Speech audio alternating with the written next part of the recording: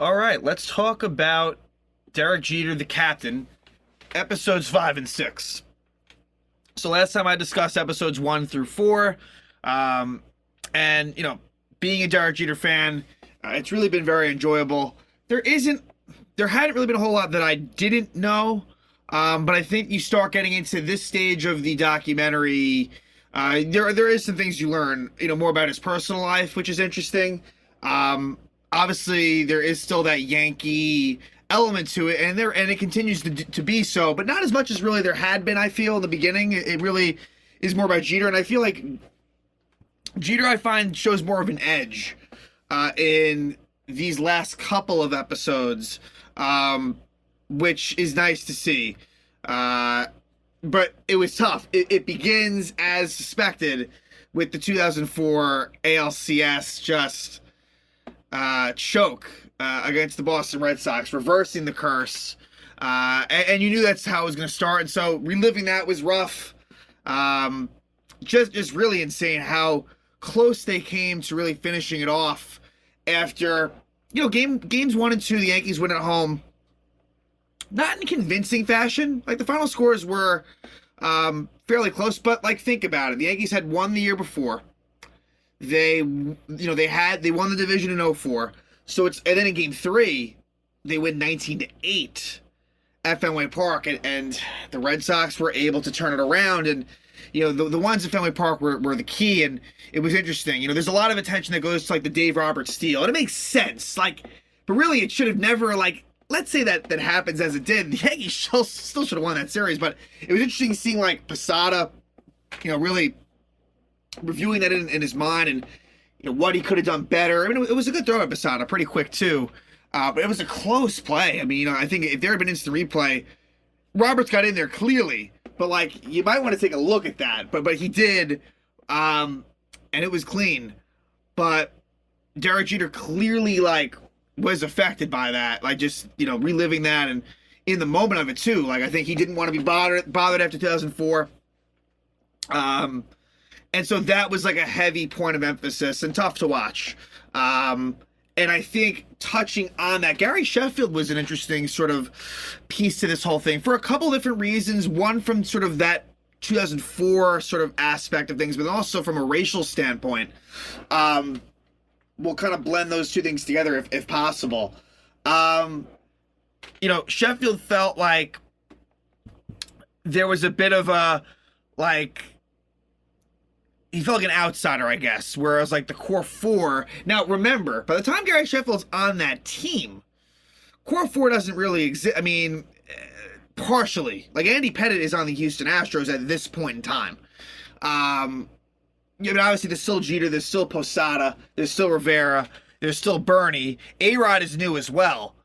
So A-Rod, like, he was someone who really had a pretty rough 2004 season when you look at it, but had a very good playoffs up until things went south against the Red Sox. He had, from what I remember, a pretty damn good twin series in the LDS, and the first 3 games against the Red Sox was good as well. And then it was really bad from games 4 to 7. Well, not even so much game 4, actually. I think he had actually homered in game 4 to give the Yankees a lead. But yeah. So Sheffield was, talking about, and there was a change in dynamic. Like, the Yankee team, the Yankees had a lot of good players and really good regular season records for a while. Like, when I think of the 2000s, in between, for the most part, like, you think about, because to me, after 01 is when the era kind of ends. That dynasty ends with that Diamondback loss. But from 02 to 07, or really 02 to 06, but really 02 to 07, like, those were playoff Yankee teams. Some that had really good records. That 02, I feel like the 2002 Yankees on paper were really good. The 2004 Yankees on paper were really, really good. But yeah, it just didn't work out. And so you're kind of going into this transition from, those winning Yankee teams to teams that were good in the regular season, but just didn't have that right blend to get it done in the postseason. So, that again, the Red Sox part is big. And then as far as like the racial stuff, like, this was an interesting topic of conversation with Derek Jeter. like how he's viewed, right? He has a black father and a white mother, but you know, he like in terms of I don't know if he was necessarily like seen. I know this sounds crazy. This is just optically, and Gary Sheffield like kind of said it the wrong way. Like he said like, oh, he's not like us, like meaning like, you know, 100% black. That his, you know, again his mother was white, is white, and so it was just an interesting topic of conversation. And nothing that Jeter had ever done wrong or anything, but I just think Sheffield, I think that was kind of, I think Jeter was a little bit upset by those comments. I don't think, like, it caused, like, if there was a friendship, like a friendship to end or anything like that, and I think Sheffield should have worded it a little bit better, but race was a big, you know, topic of conversation. Wally Matthews had a ridiculous comment about, you know, how Jeter is colorless, which was just a crazy, disrespectful comment, you know, to say that. You know, that's just, you know, crazy. And he was very, like, he felt very strongly about it, too. So that was a highlight or a low light, depending on how you look at it. And Jeter's dealings with the media was a big thing, and how Jeter just did not want any distractions whatsoever. Just really, and how I think the episode 5, it was either 5 or 6, like hiding in plain sight, I think is what one of those episodes, it must have been 5. It probably was 5. And it's true. Derek Jeter he gave the media nothing. That was by design. There probably was some lying or stretching going on there, but in his mind, he was all about winning and did not want to cause anything that could detract from that. And so his handling of the media was definitely a big topic of conversation in episode 5 as well, when things got a little bit rough for the team as well, in terms of, you know, playoff failings and things like that. I'm trying to think of what else comes to mind from episode 5. Like I said, Red Sox, racial talk, you know, how he handles the media. Those are all things. You know, A-Rod is always a topic of conversation. I guess more so in episode 6 than anything else. Although it does come up again, that sort of highlight of the pop-up where A-Rod, where Jeter and A-Rod both go for it and it just drops. A-Rod, it goes out of his glove, and I actually, not just being a Jeter fan, I do believe him. He really thought that A-Rod caught it, because it appears that Jeter kind of just like doesn't even like pay A-Rod any attention. He really thought that A-Rod caught the ball. Jeter would never do that on the field. Like he always gave it his 100% and, you know, would never stop. So they touched on that a little bit. And then I guess, you know, it kind of then goes into the end of the old Yankee Stadium. Kind of the transition from episode 5 to 6 is the old to the new of the stadium, and sort of leaving the old stadium. And Jeter had a nice like speech, you know, at the end of it. But that is kind of like where it ends. Obviously, and also towards the end of the episode, Joe Torre being gone. And I think Jeter and Posada kind of felt bad about it. Like, it was kind of time, you know, for it to happen, but they felt responsible, you know, like where if they had won some, you know, a couple of World Series here and there, it probably is a different outcome. The Yankees came close plenty of times. And that's the thing, as good as the dynasty was, there was a lot more that they left on the table there for years and years and years. But you look back on it now, and this current Yankee sort of era, it's a lot of that, but even more so then. There was more, they came way closer then. You know, some World Series appearances and just some really, really dominant regular season teams that just failed. And what was also said by Jeter, and it's true, is if the Yankees beat the Red Sox in 04, they were going to beat the Cardinals. The St. Louis Cardinals were no match for the Yankees or Red Sox, and ended up being the Red Sox. So just a lot of missed opportunities. And Jeter's the type where I think it stings him more what wasn't won than the, you know, sort of fulfillment and joy of what was won. And that's a basic human sort of reaction. You know, I'm that way as well, where the losses sting more than the wins feel good. It's just the way it is sometimes. So we transitioned from '08 to '09. Torre's gone, Girardi's in, um, and '09 was a pretty key year.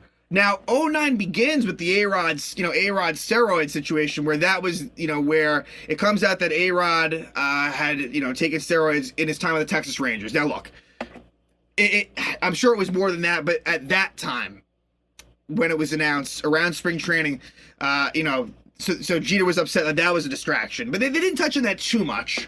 But of course, it had to be spoke about, the A-Rod steroid reveal. Because at that time, we really didn't think that Alex Rodriguez was this. I mean, then there was more stuff later on, obviously, and that, I guess that won't really be touched upon at this point. I think we reached a point where I don't think they're going to touch on the A-Rod steroid stuff any further. But there's that. And the fact that, okay, they bring in CC Sabathia, which was like a key thing. Sabathia in terms of like the morale of the team and just getting everyone together. Sabathia is a big part. And of course you talk about, Mark Teixeira, AJ Burnett, Nick Swisher. So they talk about the 2009 club. And they didn't really go like too deep into it. Of course they win the World Series. So like they go into all that and, A-Rod, there's a little bit, A-Rod was a key factor in that '09 postseason run. They talk a little bit about that, but Jeter, there's a couple of instances where I guess mostly from like about 2010, 2011 to 2012, but I think also from '08 to '09. I think Jeter's defense was starting to slip, and from '08 to '09, he really improves defensively. And it was a really good season for Derek Jeter in 2009, all the way through. A really, really good year, leading to a World Series. And so, yeah, I mean, they touch on things a little bit. But yeah, like, whereas I felt there was more in-depth sort of analysis from a Yankee standpoint on some of those earlier years. Whereas, like, they didn't really get too much into it. Like, I don't think they showed. I mean, they showed a couple of clips from the Twins series, a couple of clips from the Angels series, and went a little bit more in depth in the Phillies one, where they talked to Jimmy Rollins, and the Phillies were the defending World Series champions, and just more bulletin board material. As I think he said, the Phillies were winning 5 or something, and so sort of more, like I said, bulletin board material for Jeter and the Yankees. But they get into that, and obviously that's a part of it, and then. They must have touched a little bit, although I could be making this up. Steinbrenner I think they did. Steinbrenner passes away in 2010, so that's talked about. And really, 2010, the Yankees lose to Texas in the ALCS, and they talk about. I think 2010 was a rough year for Jeter. 2010, I think, was definitely a step down from '09. And it's the negotiations that became public between Brian Cashman and Jeter, and that there was a real sort of battle of wills from the Yankee side and the Jeter side, the Jeter camp, and eventually they come to an agreement. That was a big part of it. That Jeter just didn't want things to become public. He claims that he wasn't he wasn't upset about what was offered to him. More so about that it became public. Eventually, they are able to come to an agreement, before 2011. And 2011, then you get into Jeter's 3,000th hit. And another magical sort of Jeter moment where he gets his 3,000th hit. It's a home run at Yankee Stadium, and he goes 5 for 5 in the game. This is sort of the Jeter magic. Like, people forget, he went 5 for 5, and he had the game-winning hit in the bottom of the 8th to give the Yankees what was maybe a 5-4 win or thereabouts. Like, it wasn't like a huge high-scoring game. It was like all Derek Jeter. And so he hits that 3,000th home run, does it at home, which was important to him, because they soon had a long road trip. So he wanted to get it done at home. So they talked about that. That was cool. And then it goes into, again, I think 2012, and I remember this, was a renaissance. I think Derek Jeter might have led. Oh, I should also kind of go back. But I think that Jeter really had an amazing 2012 season. They don't really even talk about. They didn't even really get into the fact that they lost to the Tigers in 2011. So I guess the Yankees got knocked out by the Tigers 2 years in a row. Come to think of it, you kind of forget about that. But 2012 was a great year for Jeter. It truly was. And 2006, Jeter is in the MVP race. Justin Morneau won it, and it might have been Joel Sherman. And I like Joel Sherman a lot. I think it was Sherman, but also Buster Olney had a bit of a ridiculous statement as well that's escaping me. I remember Jeter was like, fuck that. Like, it might have been two different things. But anyway, like I said, it all kind of blends together. But Sherman, I think, or one of them, kind of said that Jeter, it was a sort of knock against Jeter that, like, in 06, A-Rod was kind of like, that was the year that A-Rod eventually got moved down to 8 in the order against the Tigers in the playoffs, that, like, the Jeter-A-Rod relationship wasn't at its best. That's kind of crazy, like, that would affect Jeter's MVP candidacy. Like, Jeter can't concern himself with A-Rod being booed by the fans. Like, what can he do about that? So that was notable that got brought up. But, yeah, Wally Matthews had the colorless comment that pissed Jeter off. And I think Buster Olney, and maybe it was Olney, about that A-Rod, sort of that sort of thing. But anyway, 2012, Derek Jeter has an amazing season. Like, he's really sort of like back on top again. Not that he ever felt off, but sadly, in the ALCS Game 1, Jeter breaks his ankle. And I remember that. It was an extra. The Yankees, like, that was a pretty good Yankee club, 2012. 2012, there's fond memories for me on that 2012 team. They beat the Orioles in the LDS, and you felt like they had a shot. And ultimately, who knows where it would have led them, but Jeter breaks his ankle and they end up getting swept. I mean, that was it. The Yankees were done. That's how good Jeter was at that point. Totally devastating. That was really tough. And so at this point already, Hannah Jeter, then Hannah Davis, is introduced. And I guess they meet around 2011. I think it must have been, it was certainly before 2012. Might have been late 2011 or so, if memory serves me correct.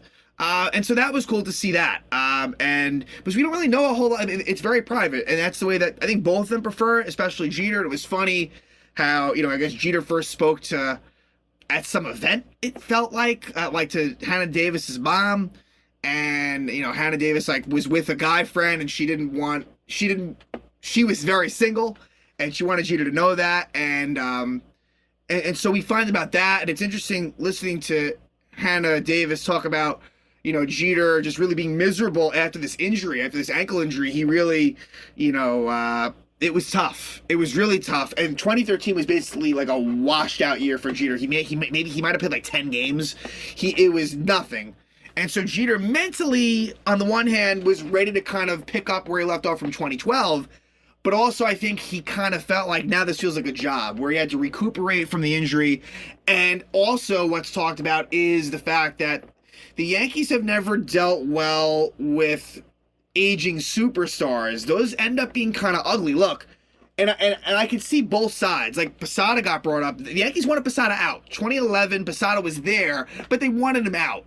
Bernie Williams, they wanted him out. Like, in his last year was 2006. And I think even going back to, the greats of yesteryear, that those I don't think really went so smoothly either. So Jeter, I think, kind of takes it in his own hands, and for many reasons, that being maybe a little part of it and coming off the injury, he decides before the 2014 season that he's going to retire. This is going to be his last season. The first person he tells is actually Susan Waldman. So it's very interesting. Susan Waldman, she's, been the Yankee radio color woman for a while now, right? I mean, I guess we're coming on almost like 20 years, but I remember her even before that. I mean, she had been on WFAN for a while. She had been, even on like MSG when the Yankees before, yes, she did play-by-play on MSG like every now and then, filling in for, a Ken Singleton or a Jim Cott or Al Troutwig, if we're going back that far. So and Susan Waldman was very friendly with George Steinbrenner. Anyway, I found that interesting. That I guess Jeter had said years before, you're the first person I'm going to tell. And it was in relation to someone else who had retired. And he was like, Susan, I'm going to tell you. I forget who it was. I'm not sure if it was a Yankee or someone else, but Jeter tries to call Susan Waldman, tries to call Hal Steinbrenner, and no one was picking up the phone. But eventually he was able to get through to them, and Jeter on Facebook, puts out a long message and announces that he will be retiring. I forget as the episode ends how much they get into 2014, because 2014, I think they did. They did. Okay, this is where Buster, this is where it was. Now I think I remember. Buster Olney, yep, it came to me. So Joel Sherman was the one, I think, who spoke about the Jeter A-Rod thing back in 2006. Olney, and this pissed Jeter off, was saying, hey, like, Derek Jeter as a leader on the team should have, like, went to, I guess, Girardi or whoever it might have been and say, hey, like, drop me in the order. And again, it's one of those things where, like, he's not going to do that. He's just not going to, and that's just not something that a competitor like Derek Jeter is going to do.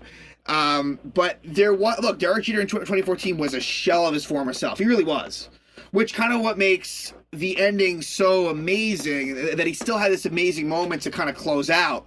But the Yankees, they hadn't made the playoffs in 2013. They didn't make it in 2014. But Jeter, there was definite struggles. But yet they still, I don't think he batted below like 2.